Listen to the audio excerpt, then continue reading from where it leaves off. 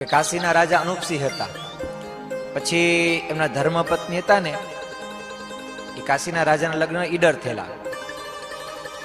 હા હા, એટલે એમના ધર્મપત્ની ઈડર રાજાના દીકરી. એટલે ઈડરમાં સત્સંગ સારો, એટલે કરિયાવરમાં આ જે અનુપસિંહ રાજા હતા ને, એના ધર્મપત્ની કરિયાવરમાં સત્સંગ લાવેલા.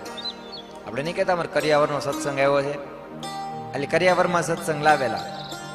અને હારે હારે એક ભગવાનની મૂર્તિ લાવેલા ત્યાં પૂજવા માટે. અને લગ્ન થયા પછી અમુક સમય પછી એને એક દીકરી પણ થઈ. દીકરી પણ એવી ગુણિયલ, માતાના સંસ્કારો એનામાં ઉતરા એવી દીકરી ગુણિયલ હતી.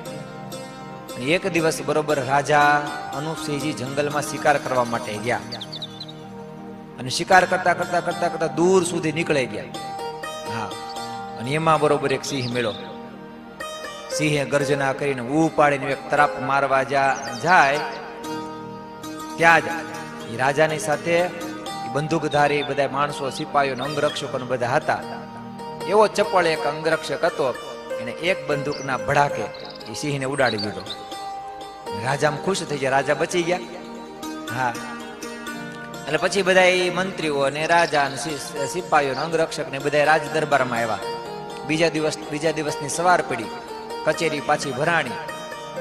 એટલે બીજા દિવસે એ ભર દરબારની અંદર, કચેરીની અંદર અનુપસિંહ રાજા ખુશ થઈ ગયા. અને રાજાએ એવું ફરમાન કર્યું અંગરક્ષકને પાસે બોલાવીને કે બોલ, તે કાલે મારો જીવ બચાવ્યો છે, તો જીવના બદલામાં અંદર તારે શું જોઈએ છે, તું માગી મને આપી દો. હા, અંગરક્ષકને. અને ત્યારે અંગરક્ષકે શું માગ્યું ખબર? ઓલી દીકરી રૂપાળી બહુ હતી ને, એની ઉપર એની નજર પડેલી કામ ભાવનાથી. એટલે કીધું ભાઈ તમારે આપવું જોઈએ ને, તો હું એ માગું પણ તમે નહીં આપી શકો એમ. એ કે ના ના, તું માગી હું આપી દઉં. કે જોજો ના નહીં પાડી શકો ને. એ કે ના, બધું આપી દઉં.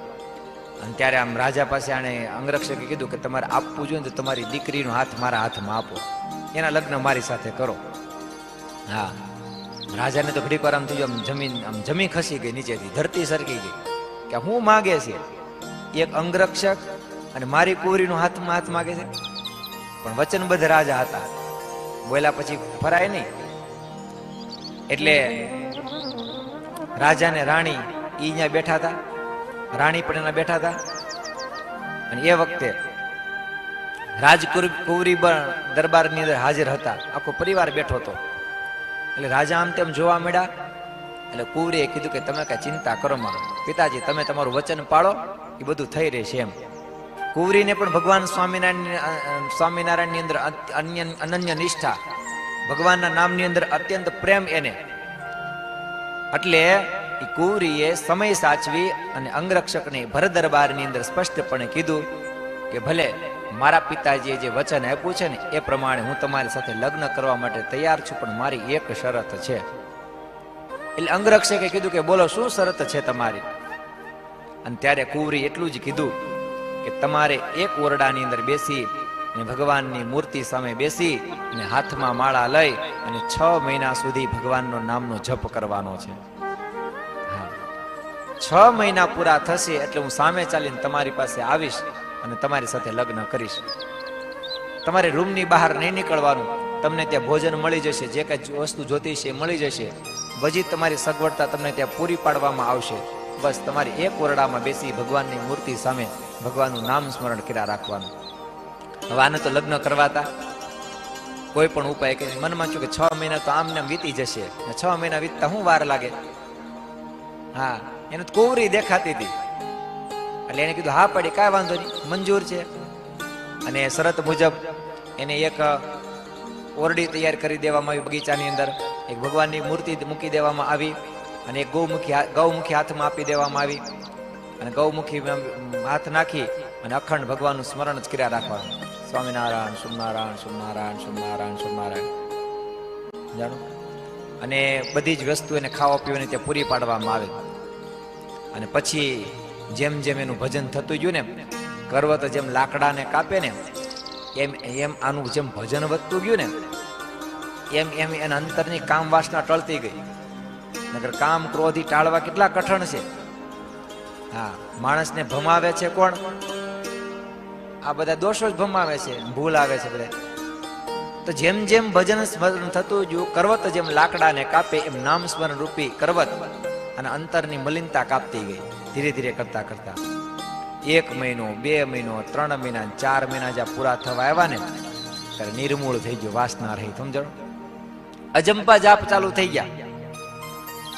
અને પછી તો સાધુ જેવું જીવન જીવા મળ્યો.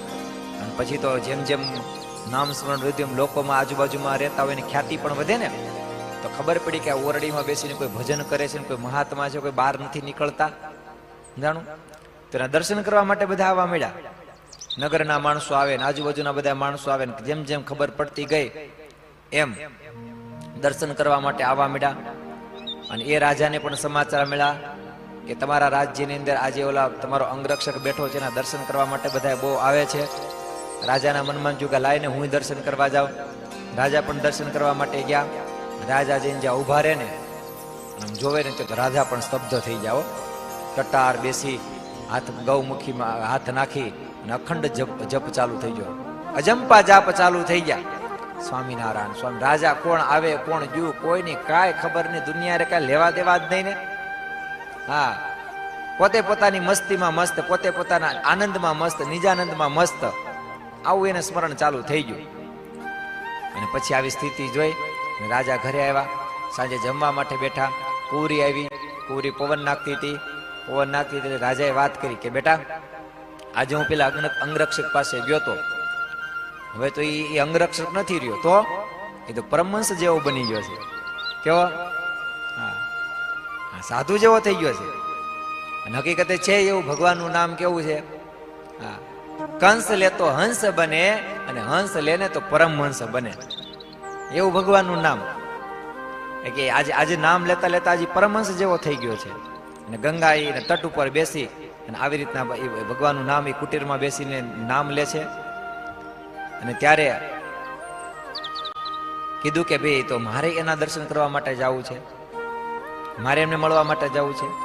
અને બીજે દિવસે એ રાજકુંવરી એ કુંવર પાસે જાય, ઓલા અંગરક્ષક પાસે જાય અને દર્શન ત્યાં જઈ અને કુટીરનો દરવાજો ખોલી અને યુવાન પાસે જઈ અને જોવે તો મુખમાં અજંપા જાપ ચાલુ. એટલે રાજકુંવરીએ પાસે જઈને આમ ખંભો હલાવ્યો. જાણું કે જાગો જાગો, તે દિવાળી હું આવી ગઈ છું, તમને વચન આપ્યું તું ઈ. હા, પણ હલે તો બીજો ને. બીજી વાર કીધું, હલ્યો નહીં. ત્રીજી વાર જોરથી ખંભો હલાવી અને એ અંગરક્ષકને કીધું કે સાંભળો, તે દિવસે મેં તમને વચન આપ્યું હતું ને કે તમારી સાથે લગ્ન કરીશ. એ કુંવરી હું આવી ગઈ છું, તો તમે આંખ ખોલો. અને ત્યારે એ સમાધિમાંથી જાગ્રત થયો અને આંખ ખોલી અને એટલું જ કીધું કે તેદી વાળી તું, એટલું જ કીધું કે તું તેદી વાળી છો, પણ હવે હું તેદી વાળો રહ્યો નથી. આમ કહી અને ફરી આંખ બંધ કરીને ભગવાન નામની અંદર એ તલીને બની ગયો. એટલે કીધું ને કે ભગવાનનું નામ કેવું છે, તો કે ભગવાનનું નામ આવું છે. લ્યો, ભગવાનનું નામ કામ ક્રોધને પણ ઉડાડી દે. બોલો,